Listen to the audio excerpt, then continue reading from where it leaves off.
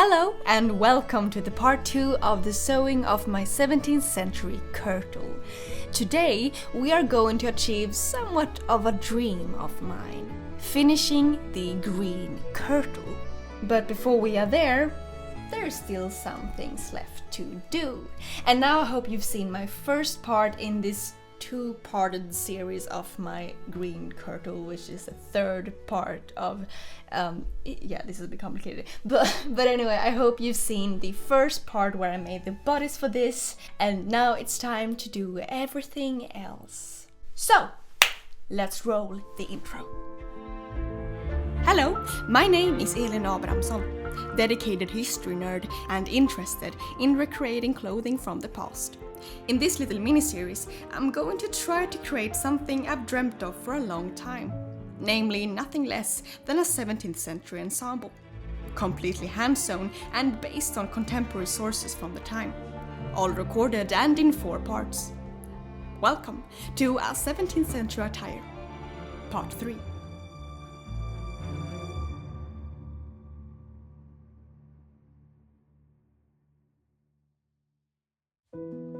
So a couple of weeks ago I started with the second layer for my 17th century costume. And that is the ultimate garment where you have the skirt, the bodice and the bra all included in one, which is the sleeveless kirtle. But in that video I didn't really finish it.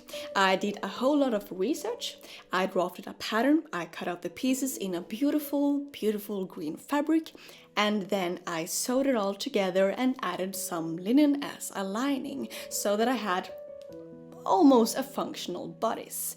But I mentioned a skirt before, right? And we still have some things to do with the bodice, like the closure, for example. So we still have a lot of things to do with this kirtle. So let's go back a few weeks to where I started making this skirt.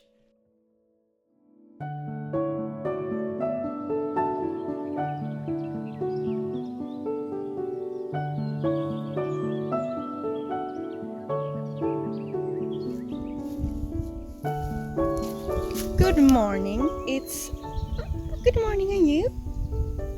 It's one of the hottest days this year, and I thought that obviously it's the day to make our thick wool, it's the day to make our thick wool skirt, obviously. And as I mentioned before, I really want to keep all of the pieces in this costume as simple and generic as possible. And therefore I've decided to have the skirt in the kirtle in that very simple rectangle gathered together in the waist skirt, as I think I've done that already 2 times on this channel, because it's just a very simple skirt and it works for almost most of the history from the 16th century and forward. But essentially my goal is to create 2 rectangles, and when I make a skirt for myself I usually want to have them 1 meter wide, from my waist down to the ankle or the floor. And then I want the width to be somewhere around 150 centimeters, because the circumstance of the hem is very good to have, so you can walk in it. So minimum would be around 2.5 meters, but if you can have more, that's great. But the problem with this plan is, as usual, I don't have enough fabric for it. So to be able to do this, I think I will need to take the bits that I do have and really piece and work with them as much as I only can. So I think I will need to really create a plan for this and cut away pieces and add them in other places to really be able to create something that is as similar to these, rectangles as possible. But as I said, I don't know if that's possible, so we'll see how this goes.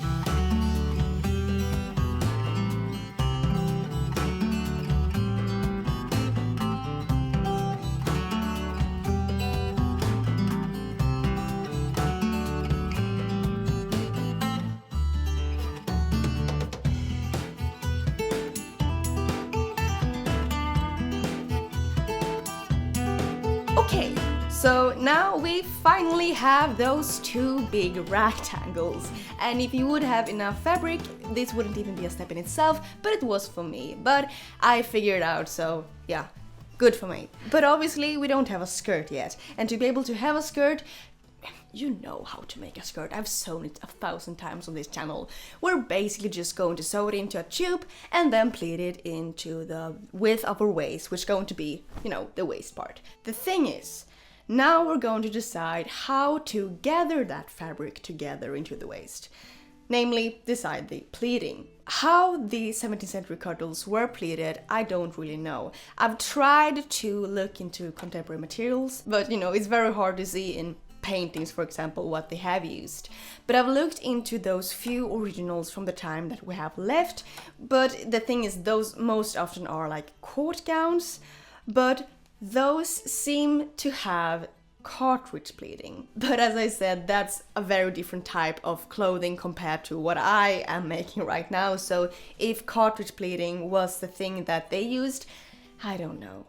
But it seems like a likely solution. I will not go into detail in this video how to make cartridge pleating, but what I can say is that I will take the upper part of my two panels, measure up a distance, like a point within every 2 centimeters, for example, and then take some strong thread and sew down into every of those points and gather that together.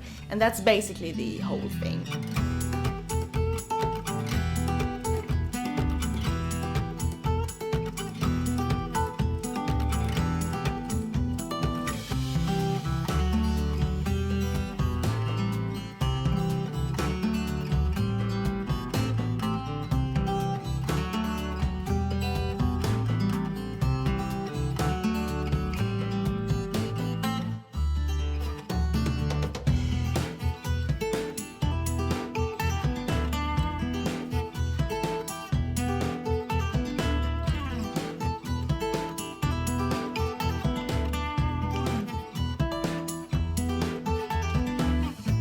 Hello, it's a few hours later and I just got this idea. I looked into those few originals that we do have. Unfortunately, we do not have any original kirtles that I do know from Scandinavia from the 17th century, but I looked into a few late 18th century and 19th century kirtles, and the thing is, they seem to have been pleated with simple laid folds. And that made me think if I made the wrong decision in this.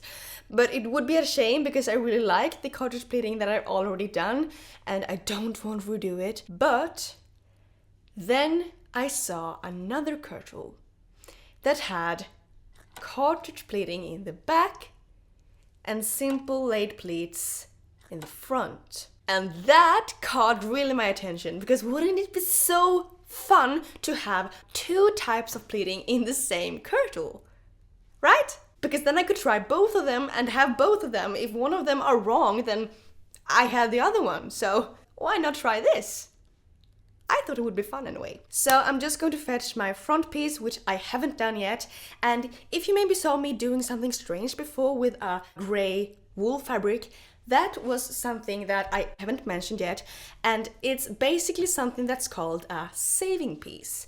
And you know my problem here in this process with having not enough fabric, and when that problem came to people in the past, they used this saving piece technique. Because people in the past most often wore a apron. So what you had underneath that apron was never going to show. So sometimes they used a fabric that was less valuable underneath, which is just so smart and works so well even today when sewing.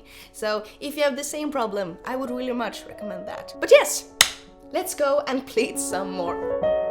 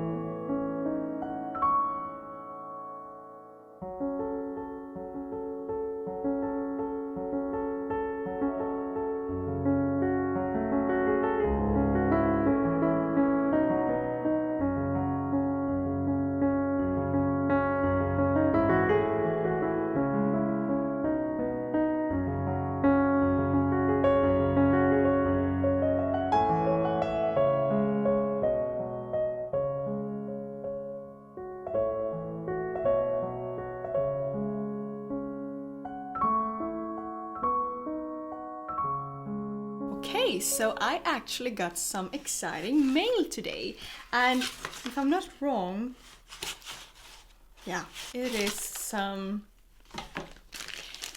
brass thread. And that's actually very suitable because today I had in mind to start with my hooks and eyes. Because I've been thinking for a while now how I should solve the matter of the front closure. And looking through history, there were different ways that you could close your garment in the front. You could use pins, ties, bows, lacing, or hooks and eyes. And that's actually what I think I will use now in the end. And also that I will make them myself. And that's the first time for me. I've never done hooks and eyes before, so this is a bit scary, but also a bit exciting. And to be able to do this, I've ordered this 1mm thick brass thread. And as I've understood it, and also according to my last trial and errors with similar projects with thread like this, is that the thickness does really matter. You don't want the thread to be too thin, otherwise it will just break or not hold the shape that you want it to hold, or it's too thick and you can't shape it in the way you want. So really try to find the right thickness for this, and I really hope 1mm is good enough. Okay, so since I need some guidance in this, I will look at Skansen, which is an open-air museum, their website, where they have actually a tutorial on how to make your own hooks and eyes. And they say that I will need a couple of these. I don't know the word for these in English, so bear with me, just look at them. One thin plier like this with a thin end to it, and then one which will be able to cut the thread, and then the thread itself. Okay, that's not too much. I can obviously link the website below if you want to try this as well, since I'm basically just taking their instructions here. Okay, so apparently we're just going to start with the eye. And for that we will need one piece which is 4 centimeters long. So 4 centimeters long, okay.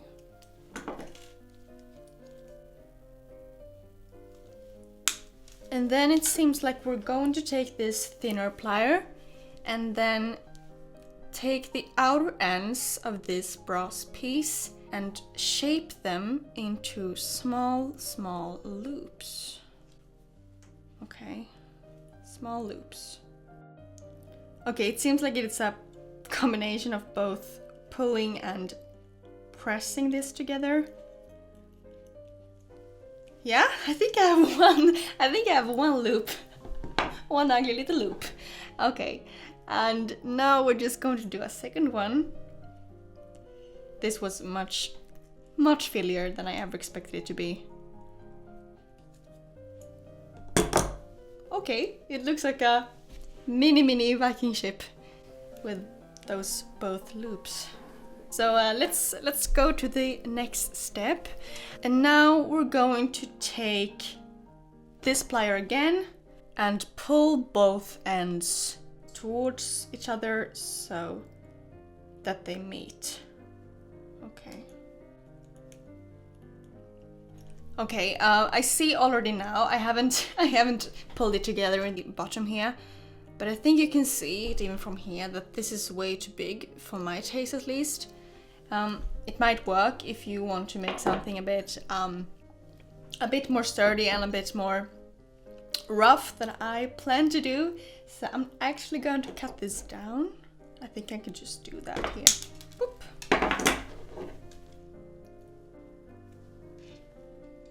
And then pull these ends, which are now much closer to each other, together in the bottom here.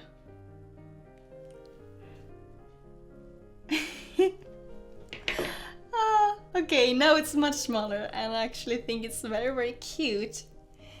But I really like it.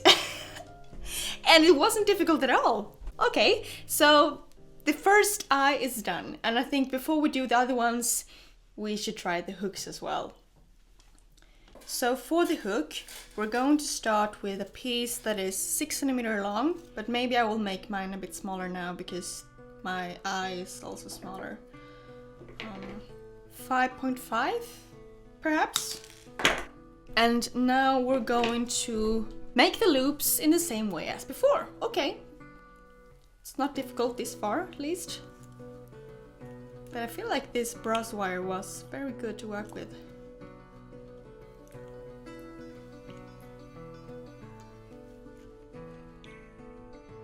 Okay, so I have my Viking ship again. And now we're going to place this plier in the middle. So, okay, this is the exact same way as before. And then we're going to fold this in what direction? Against each other. Okay, I'm doing this. Oh God.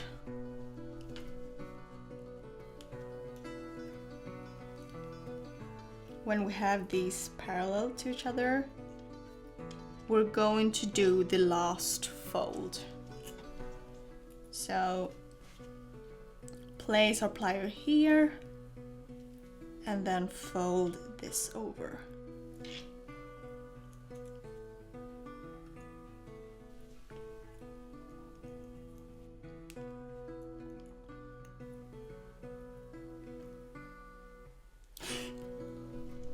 I love this! It turned out so beautiful! Wow! This was much easier than I believed it would be. Okay, the moment of truth. Will these work together?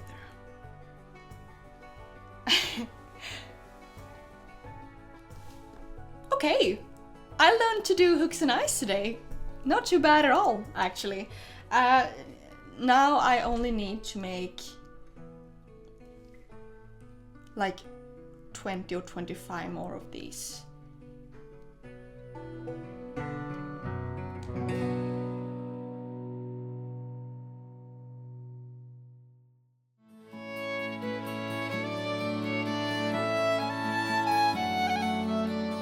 Today we have one mission, and that's to actually finish this kirtle, which I hope I will be able to, because the skirt is actually almost completely done now. We have, for example, the sparing fabric part panel in the front, and we also have, because I realized that I also need to be able to get into the skirt, so I made this little slit in the front, which obviously won't be visible when wearing the kirtle because I will have an apron there anyway. So what we're going to do today is basically take this skirt and this bodice and join them together. And there's perhaps many ways to do that, but I think I will just pin it together and bring my linen thread and sew some back stitches. I tried to find any sources and information about how it was done in the 17th century,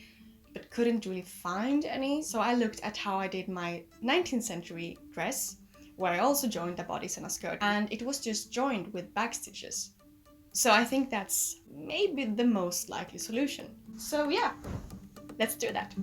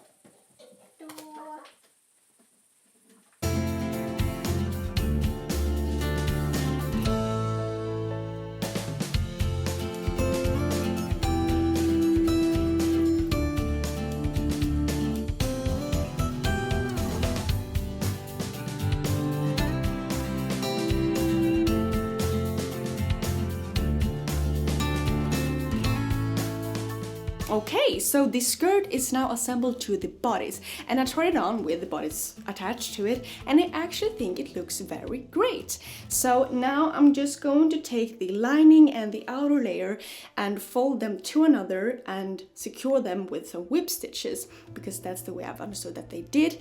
And then I'm going to strengthen that edge and also add some decoration by doing some stab stitching, which is just normal running stitches. And the last thing after that is to hem the skirt itself, and that I'm going to do with the help of some facing, which is basically just a piece of fabric that I sew along the bottom of the skirt and then fold it up and whip stitch it in place.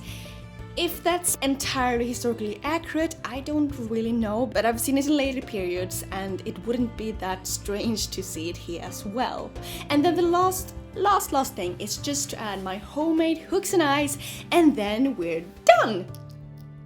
Ta-da! This has been such a fun project. I have really enjoyed this so incredibly much. You really have those type of projects where you really feel like you're breaking new ground and where you learn new stuff along the way all the time, and this one really feels like one of them. I love this kirtle. I think the green I achieved from welded iron is just a beautiful shade. And I love the style as well, where you have the bodice and the skirt in a modern sense too. You know, you could just almost wear this in a modern setting as well. And I think I see now, when wearing this, why this type of garment really survived for such a long time in history. It's simple, it's practical, it's comfortable, and also quite flattering and beautiful. And if I now go back to my intention with this project, which was to make a garment that a young woman somewhere in Scandinavia would have worn in the later half of the 17th century, I think this could actually be it.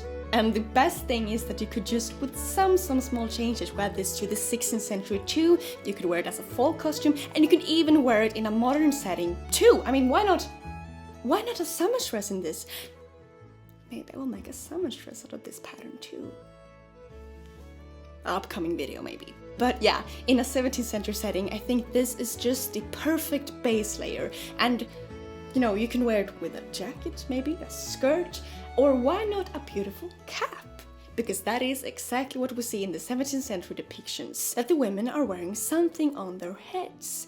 And what that is and how to make it, it's something that we're going to save for the next video. So until then, take care, and I hope I will see you very soon.